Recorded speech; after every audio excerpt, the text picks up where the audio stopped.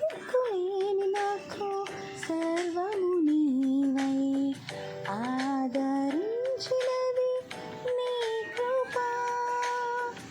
ఏ దిక్కులేని నాకు సర్వము నీవై ఆదరించినది నీ కృపా.